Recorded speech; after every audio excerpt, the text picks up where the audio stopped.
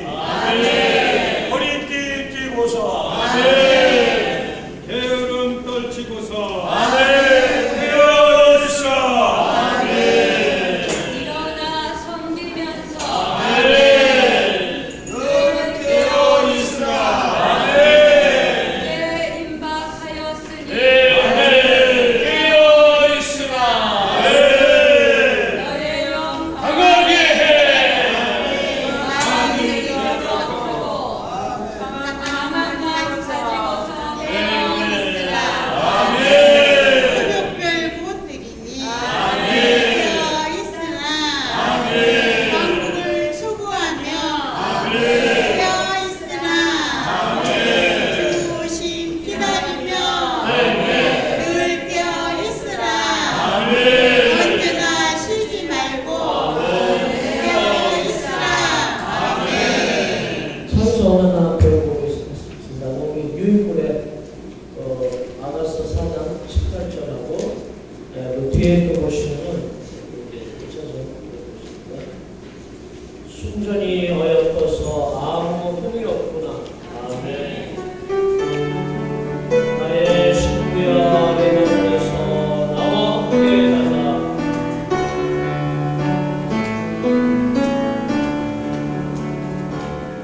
순전히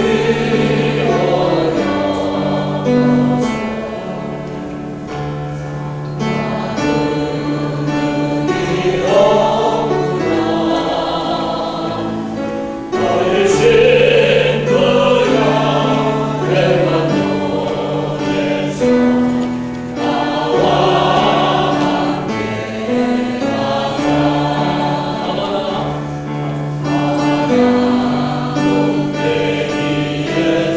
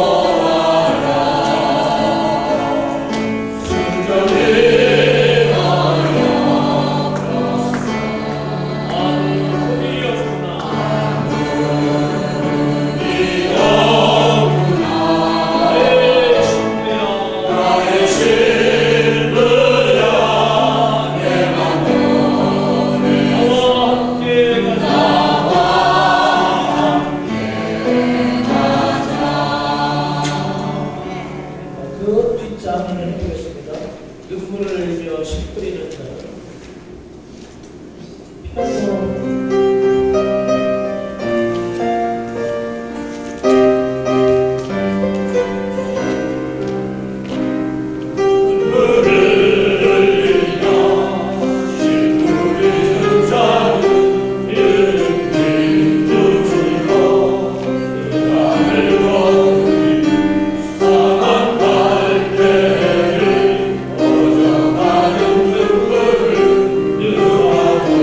오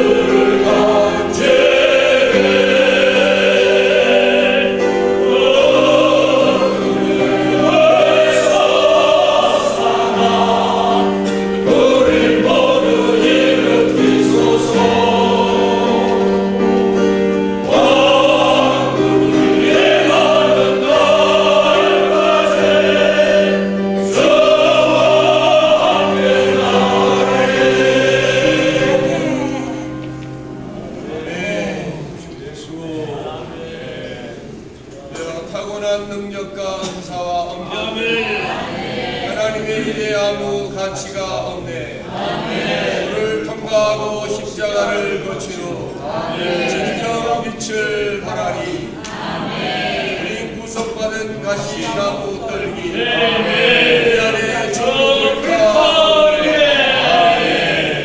부활의 주님, 아멘. 우리를 불타게 하니 아멘. 온 땅에 불을 던지리. 온 땅에 불을 던지리. 부활의 주님, 구름의 불 솟아 우리를 모두 일으키소서. 왕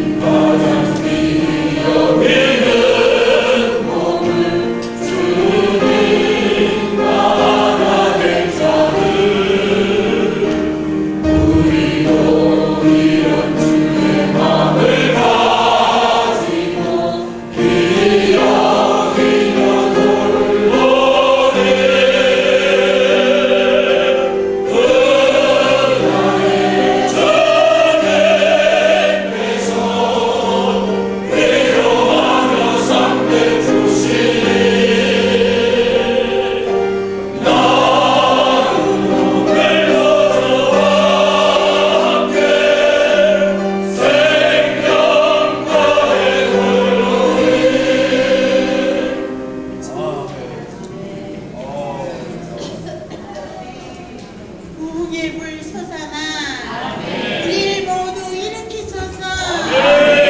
왕국이 임하는 날까지 주와 함께 나가리. 그 뒷장 아까 처음에 할 때 했는데 뒷장에 찬송 한번 하시겠습니다. 순전히 열어서 내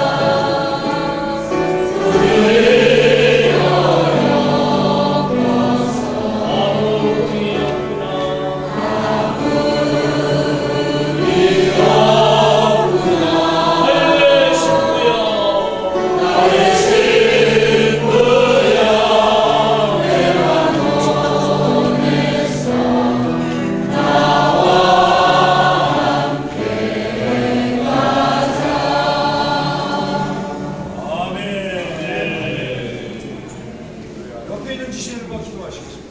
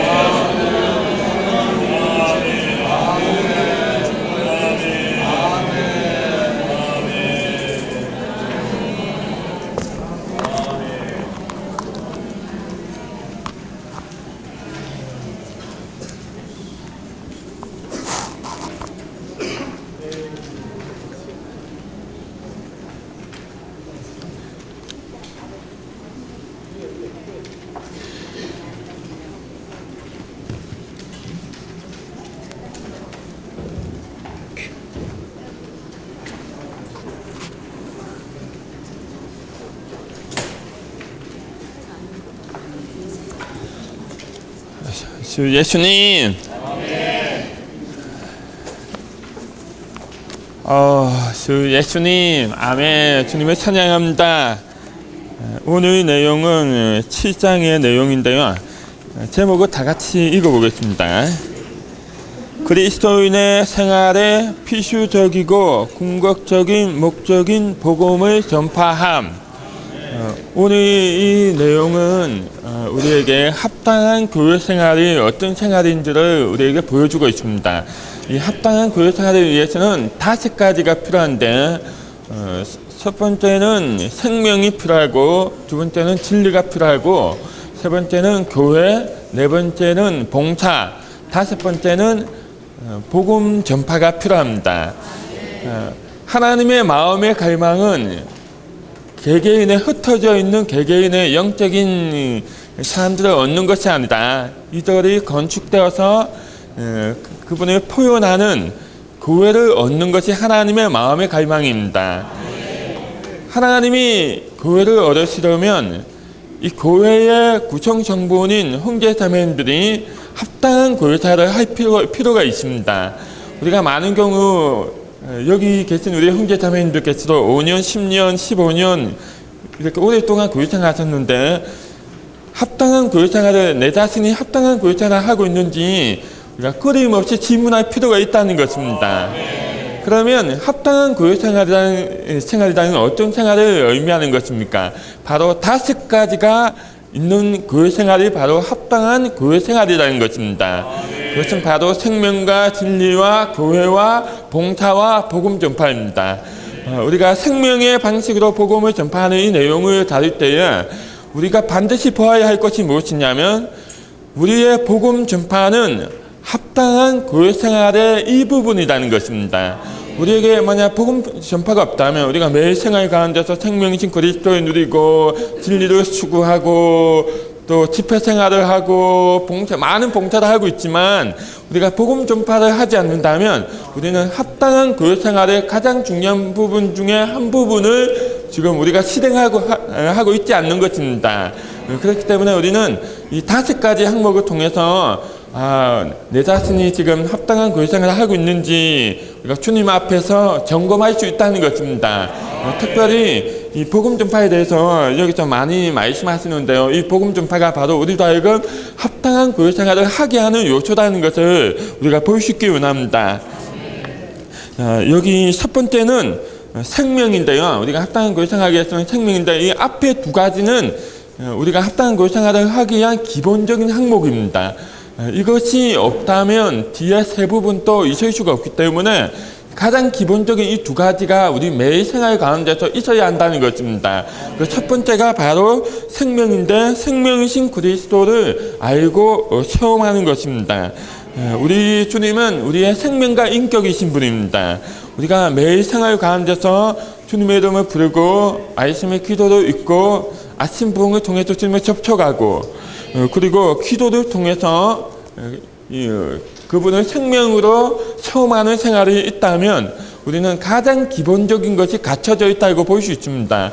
우리가 많은 경우 교회 생활에서 많은 봉사를 하고 이것저것 다 하지만 진짜 우리 생활에서 이분을 생명으로 누리고 체험하는 부분이 부족하다면 우리는 가장 기본적인 것이 없이 고유생활을 하고 있는 것입니다. 그래서 가장 기본적인 것이 무엇이냐? 바로 우리 주님을 생명으로 체험하는 것입니다.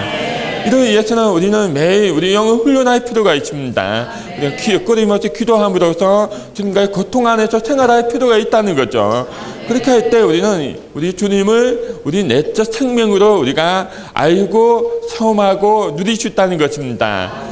그럴 뿐만 아니라 우리는 생명만이 있으면 안 되고 이 생명을 균형 잡게 해주는 진리를 알 필요가 있습니다. 여기 내용을 보니까요.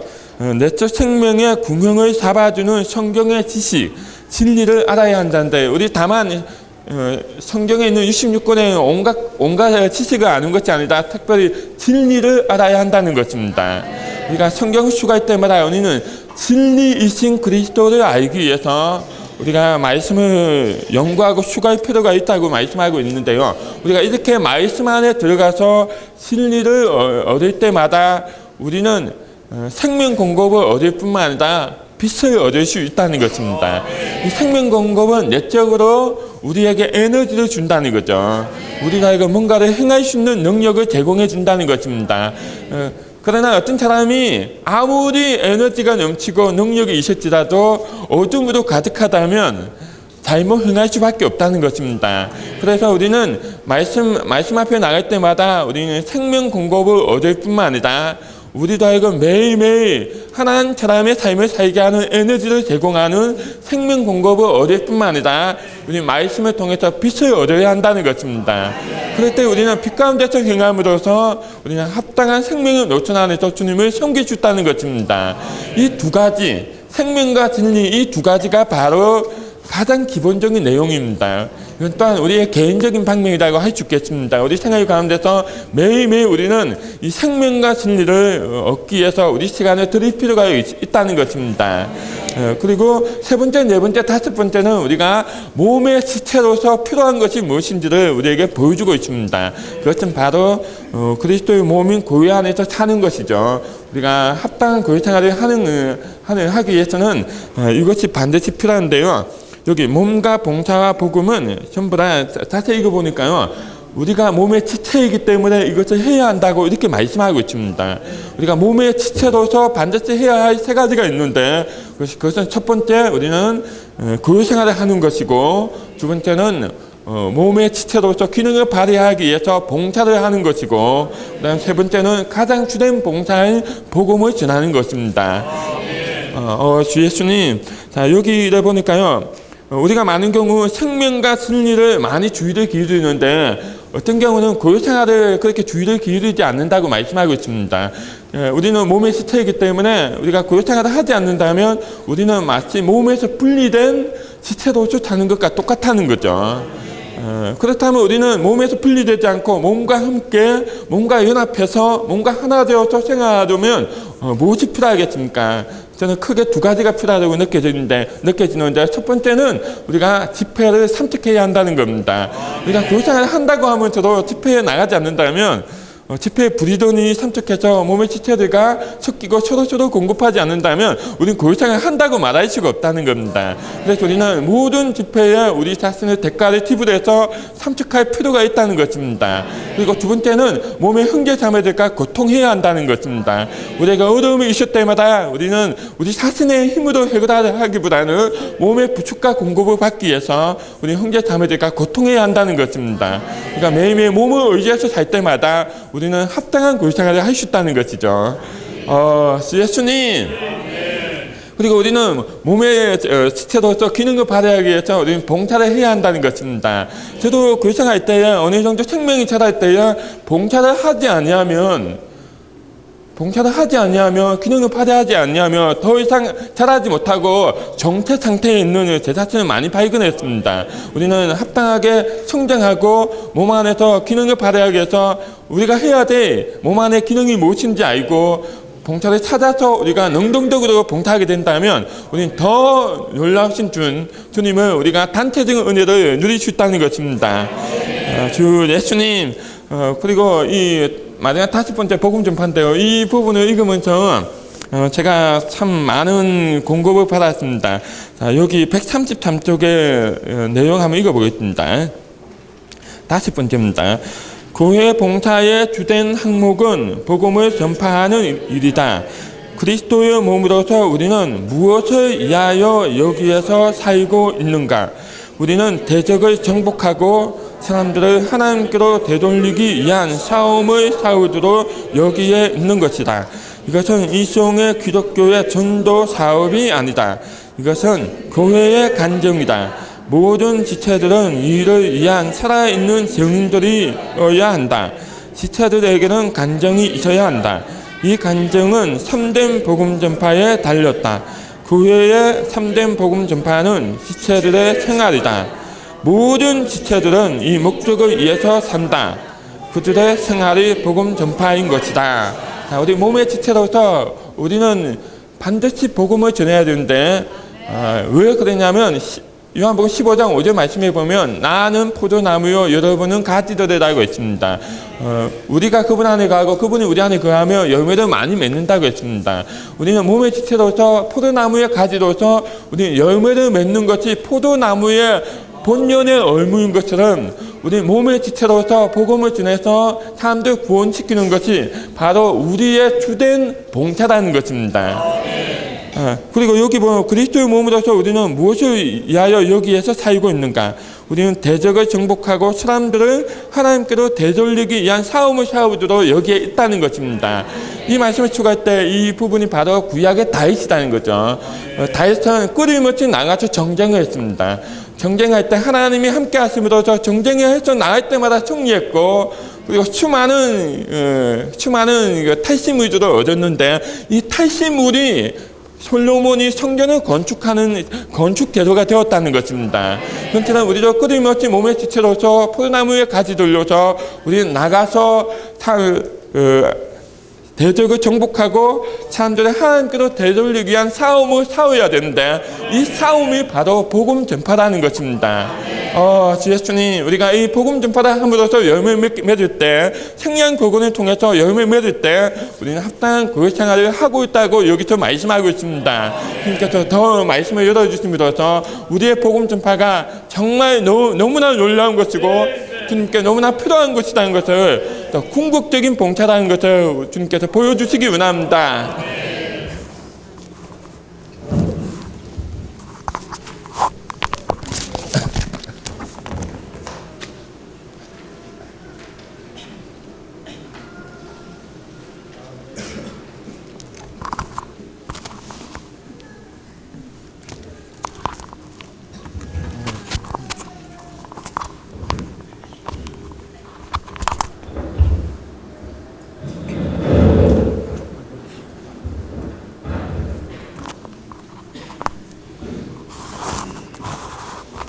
아멘. 우리 형제님이 5가지 항목을 교통하셨습니다. 이 5가지 항목이 왜 우리에게 필요합니까? 이거는 복음은 일이 아니라 생활이기 때문입니다.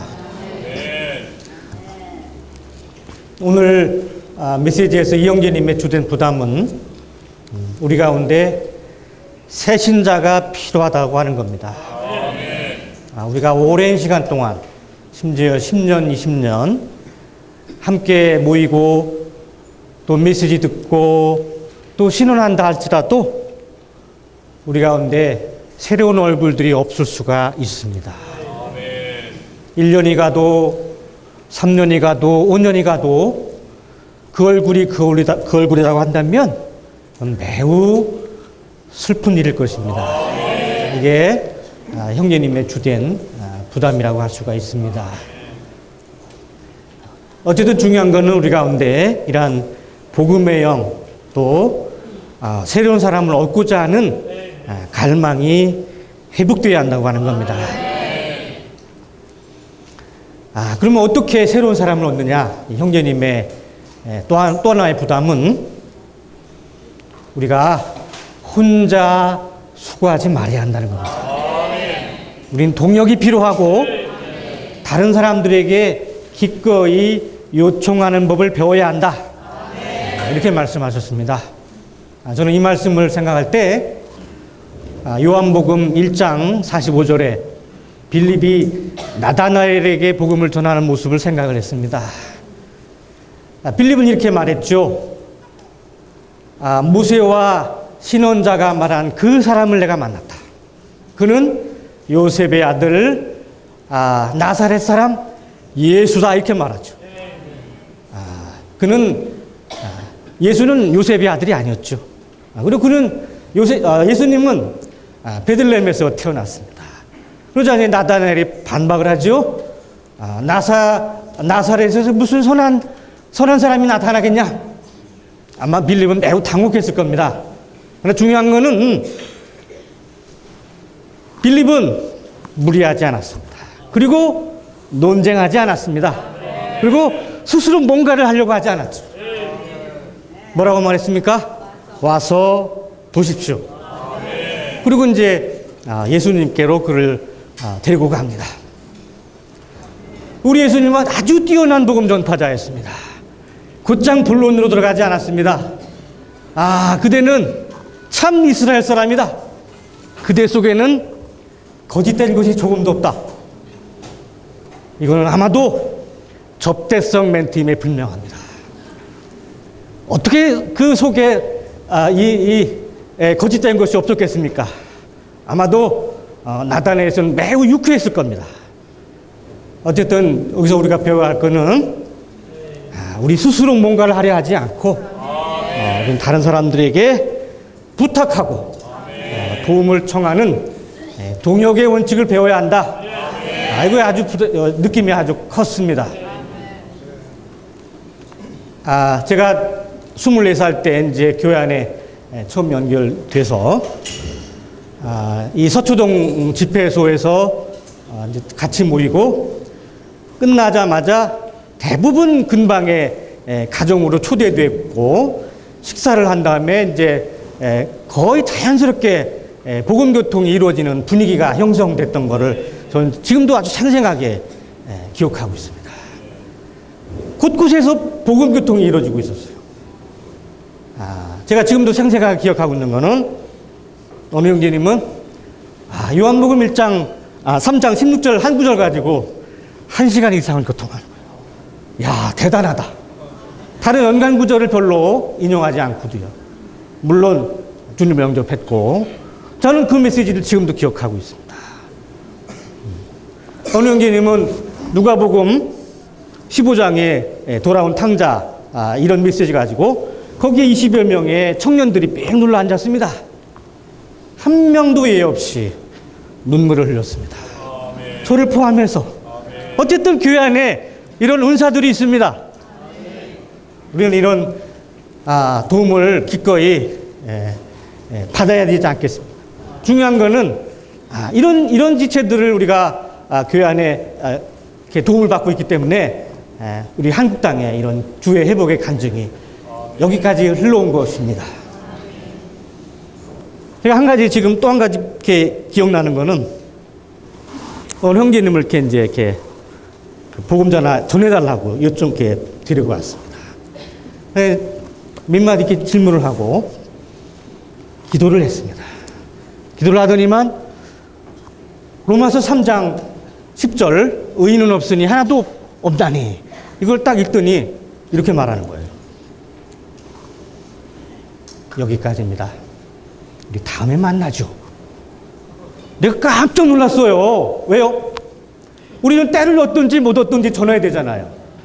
형제님은 때가 아니라고 판단한 겁니다. 주 예수님, 어쨌든 우리는 무리하지 말아야 하고 다른 지체의 도움을 받아야 한다고 하는 것이 그때 제 안에 남겨진 인상입니다. 어쨌든 저는 그때 그 형제님들의 도움을 이렇게 받고 목격하고 하면서 제 영적인 꿈을 키워갔습니다. 봄 집회만 있었던 게 아니고 곳곳에 이런 그 진리 집회도 있었어요. 지금도 분명하게 기억하고 있는 거는 어느 형제님이 한 15명 앉아있는 형제님 모임에서 형제님들 성경에는 4권의 신장서신이 있습니다. 그 어린 젊은 나이에 그 한마디가 저에게 깊은 인상을 남겼습니다. 그러면서 갈라디아서, 에베소, 빌립보서, 골로새서를 중점을 풀어줬는데 지금도 잊혀지지 않아요. 저는 그 형제님을 보면서 나도 성경에 익숙한 사람이 되고 싶다, 이런 꿈을 키웠습니다. 어쨌든 오늘 중점은 우리 스스로 무엇을 하려 하지 않고 기꺼이 도움을 받고자 하는 그런 마음을 품기 원합니다. 여기 보시면 형제님이 이제 그렇게 말씀하시죠. 혼자서 그들에게 수고하는 것은 적합하지 않다. 동역의 공과를 배우라. 그러면서 형제님이 뭐라고 말씀하시냐면, 이 형제님이 나 자신조차 나의 친척들과 나의 친구들에게 복음 전하는 것은 매우 어렵다, 이렇게 말씀하셨습니다. 제가 처음에 청년회 때는 저를 포함해서 대부분의 청년들이 부모님의 반대를 무릅쓰고 교회 안에 연결된 사람들이 대부분이었습니다만, 시간이 흘러서 요즘에는 아주 뚜렷하게 그 하나의 그 풍조가 있는데, 대부분의 청년들이 2세들이라는 겁니다. 얼마 전에 여주 그 집회에 다녀왔을 때 느낀 인상이 거의 100%예요. 아니 대부분이 2세들이라고 하는 것을 확인할 수가 있었습니다. 우리가 얼마 전에 교회 안에 이제 청년 대학생들 명단을 작성하면서 형님들을 포함해서 다들 깜짝 놀란 사실이 하나 있죠. 무려 170여 명이라는 겁니다. 그 중에서 집회 나오는 인수는 50명, 60명밖에 안 돼요. 대부분이 아직 구원받지 못했다거나 숨어 있다거나 이런 지체들이라는 겁니다. 해서 우리가 그들을 짊어져야 하고 그들을 얻어야 하고 그들을 양육해야 하는 것은 우리에게 얹혀진 이런 아주 엄중한 책임이라고 하는 것을 느끼고 있습니다. 해서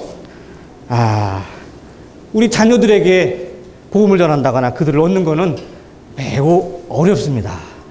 그래서 우리는 다른 자녀들을 양육하고 돕는 방법으로 그들을 얻어야 한다.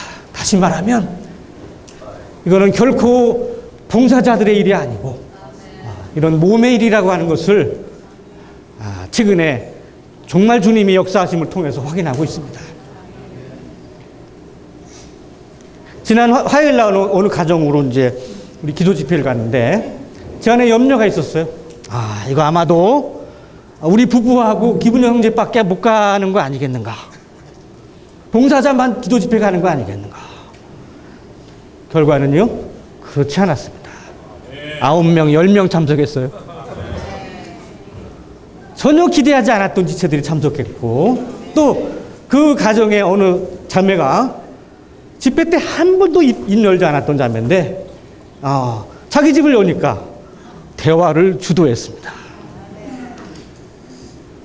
주 예수님, 어쨌든 최근에 정말 주님의 인도하심이 이런 열린 가정을 통해서 한 번도 이렇게 청년 대학생들에게 집을 열지 않았다가 이렇게 연 가정들의 공통점을 저는 확인하고 있습니다. 처음에는 이렇게 좀 두려워하고 짐이 느껴지고 10명 이상 안 됩니다. 등등 하다가 하나같이 기뻐하고 공급받고 청년 대학생들을 좋아하고 이게 공통적인 현상입니다. 정말 주님께 감사하고 찬양을 드립니다. 한마디만 얘기하고 들어가도록 하겠습니다. 어쨌든 이러한 교회 안에 새로운 움직임이 있음을 주께 감사하고 이건 결국 몸의 일이고 동력의 원칙 하에서 이런 일을 해야 한다고 하는 것이 너무나 분명합니다. 제가 아마 4, 5년 전에 대북 13집회소를 갔을 때의 모습을 저는 생생하게 아주 깊이 각인된 게 있습니다. 한 3가지를 올랐는데, 첫 번째는 청년들이 매우 많았다는 것이고, 또 다들 살아 있었다는 겁니다. 두 번째는요, 그들의 말씀에 대한 인식이 매우 탁월하고 높았어요. 세 번째는 다들 갈망이 대단했습니다. 하나같이 뭐라고 선포하냐면, 나는 결혼해서 가정을 열겠습니다. 내가 결혼한 목적은 가정을 여는 것입니다. 선포했습니다. 청년들을 얻는 이제 그 비결을 누가 얘기하면서, 첫째는 그들을 먹이는 것입니다. 둘째 비결은 뭡니까? 그들을 먹이는 것입니다. 셋째 비결은요, 그들을 먹이는 것입니다. 청년들은 무슨 특별한 맛있는 음식을 먹고 싶어서가 아닙니다. 왜 좋아하는지 아세요? 자기가 존중받고 사랑받는다고 하는 느낌 때문에 이런 분위기를 좋아하는 것입니다. 교회 안에 그런 아름다운 문화를 주께 감사합니다.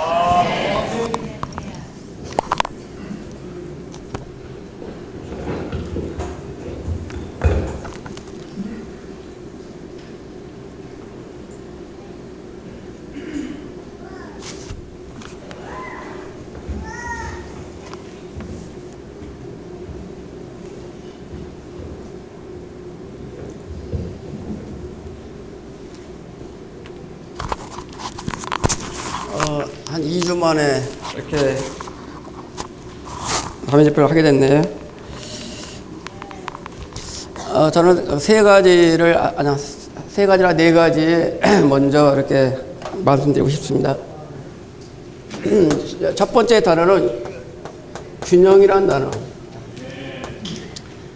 균형은 반대가 당연히 불균형이겠죠.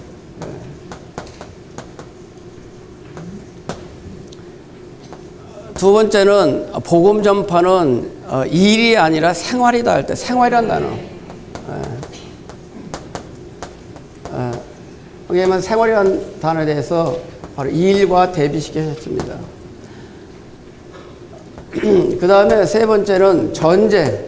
복음 전파는 바로 전쟁이다. 하나의 싸움이라고도 이렇게 썼더라고요. 근데 이 전쟁은 어디서 전쟁하느냐? 바로 몸 안에서 전쟁하는 것입니다. 몸 안에서 전쟁한다는 얘기는 바로 우리 체험 안에서는 동역 안에서 전쟁하는 겁니다. 그러니까 동역. 동역의 반대는 바로 단독적인 거죠. 혹은 독립적인 겁니다.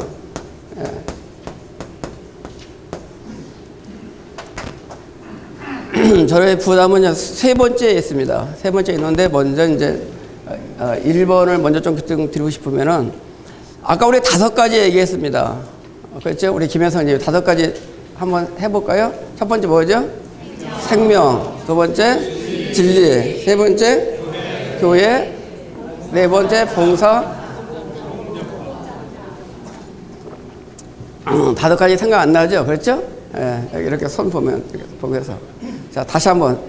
생명, 진리, 교회, 봉사, 복음 전파.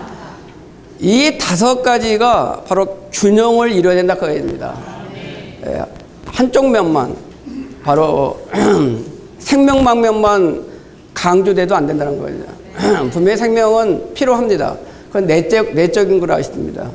그러나 기차가 달릴 때 선로 하나 갖고는 불안전하다 했습니다. 선로가 2개가 있어야 안전한 것처럼 바로 외적으로 뭐가 필요하냐? 바로 진리가 필요한 것입니다. 그렇기 때문에 우리는 성경을 봄으로 생명을 얻을 뿐만 아니라 바로 이런 진리의 빛 가운데 바로 진리를 얻게 되는 것입니다. 어떤 사람은 진리를 많이 아는데, 그래서 심지어는 그 사람 보면 성구사전이라고 거다지는 성구사전을 할 정도로 진리 방면이 너무 강한데 생명 방면이 약할 수가 있다는 겁니다. 이런 데서 우리는 균형을 잡아야 됩니다. 근데 2가지는 또 강한데 바로 교회 생활을 하지 않는다. 그건 문제입니다. 물론 생명과 진리 방면에서 있으면 영적인 사람이라고 할 수 있겠죠. 그러나 또 교회 생활을 등한시한다. 이건 또 잘못된 것입니다. 여전히 우리는 바로 교회가 필요한 것입니다. 그러나 교회 안에 있지만은 바로 기능을 발휘하지 않는다. 그러면 어떻게 됩니까? 기능을 발휘하지 않으면 바로 짐이 된다고 했습니다. 그렇잖아요. 우리 안에 몸 안에도 많은 지체들 있잖아요. 그러나 어느 지체가 기능을 발휘하지 않는 그 즉시 몸에게는 그 지체가 바로 짐이 되는 것입니다.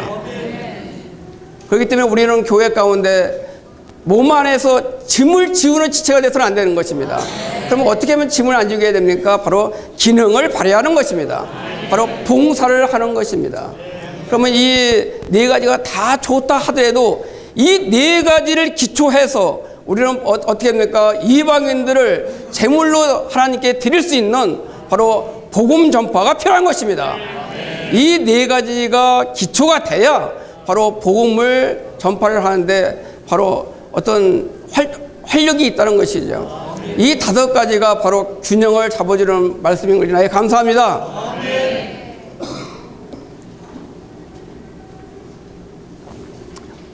우리 몸에도 영양소가 있으면 균형을 잡아야 되잖아요. 어떤 것이 좋다고 해서 계속 그것만 섭취하면 바로 몸에 이상이 오게 되는 것입니다. 그래서 우리 몸에도 영양소도 바로 균형 잡게 식단을 짜고 음식을 섭취하듯이 또 우리 교회 생활도 바로 균형 있게 교회 생활을 하실 수 있기를 원합니다. 그 다음에 두 번째는 바로 생활이란 단어입니다. 복음 전파는 바로 일이 아니다, 생활이다. 예를 들면 제가 이제 직장 다닐 때, 제가 대리 때인데 그 과장님이 있었어요. 그 과장님이 우리한테 얘기할 때, 미팅을 가질 때 그분은 뭐 메모지다가 많이 써와요. 그래갖고 우리한테 뭐라 하면은 일주일 동안 뭐 좋은 아이디어 있느냐고. 그러면 잘 얘기를 못 해요. 근데 그분은 막 열 몇 가지를 써와요. 그러면서 그분이 하는 얘기가 있어요. 여러분들은 사무실에서만 생각하지 말고 길을 갈 때도 이거 생각해야 되고 집에 가서도 이거 생각해야 되고 꿈에서도 이거 생각해야 되고 그렇게 하니까 자기는 막 할 얘기가 많다는 거예요. 그래서 제가 그때 느낀 것이 저는 그때 직장에서 일을 했고 그 과장님은 바로 생활 안에 있었구나.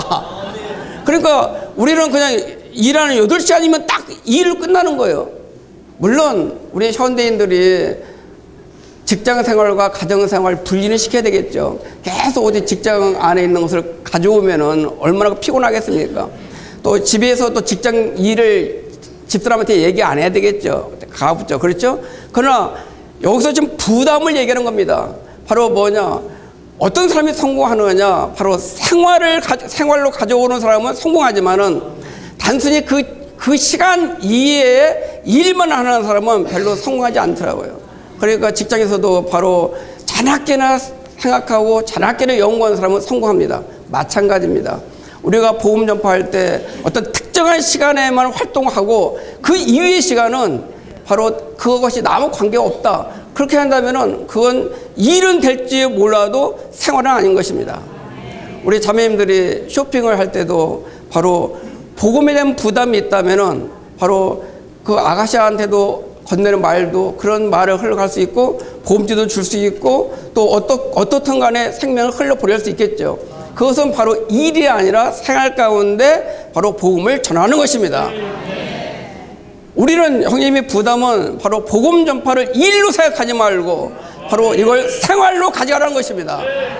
우리도 이런 면에서 우리 관념의 전환을 가져오기를 원합니다. 그 다음에 세 번째는 복음 전파는 바로 전쟁입니다. 우리가 출애굽기를 지금 하고 있잖아요. 출애굽기 보면은 모세가 이스라엘 백성들을 바로 애굽지에서 출애굽 시킬 때 바로하고 막 12번을 충돌합니다. 12번. 그러니까 뭐 만만치 않잖아요. 그렇죠. 모세가 그렇게 강국하게 해도 파라오가 내어주지 않습니다. 그 그림이 바로 오늘날 복음 전파의 그림인 것입니다.